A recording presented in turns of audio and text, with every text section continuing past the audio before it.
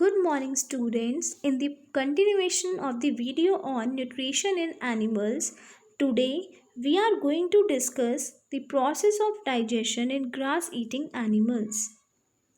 Some examples of grass eating animals are horse,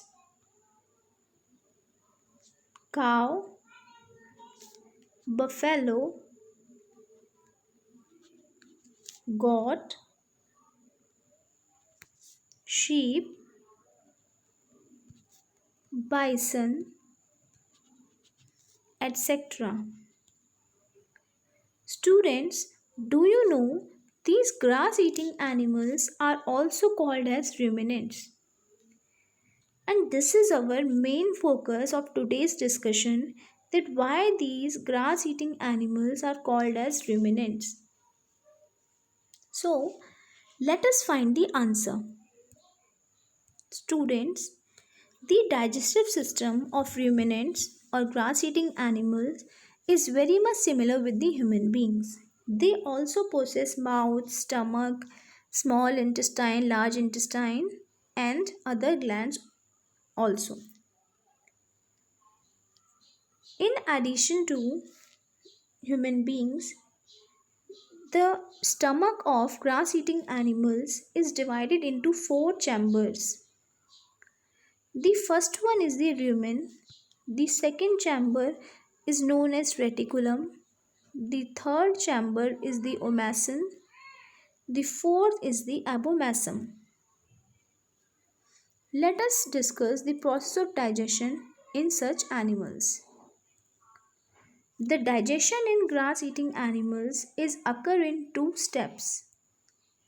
In the first step, first the half chewed food in the mouth goes to the rumen, and this rumen is the first chamber of the stomach. In the rumen, the food is partially digested, and this partially digested food is known as the cud. Moving to second step, in second step, this cud is sent back to the mouth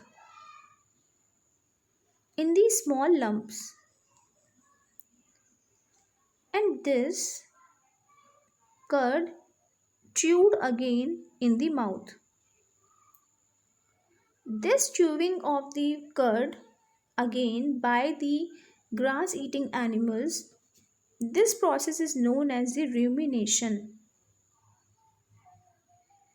And due to this rumination, these animals are known as ruminating animals or ruminants. The digestion of grass, which contains cellulose, is occurs in the cecum. It is the sac-like structure present between small intestine and large intestine in the ruminants by the action of certain bacteria. So in the cecum, certain bacteria are present which digest the cellulose present in the grass. Students, these bacteria are absent in the digestive system of human beings. That's why we are not able to digest grass. After digestion and absorption, nutrients from the food are taken to the cells, and in the cells, the food is oxidized to release energy. In this way, the process of digestion occurs in the ruminants. That is all for today. Thank you.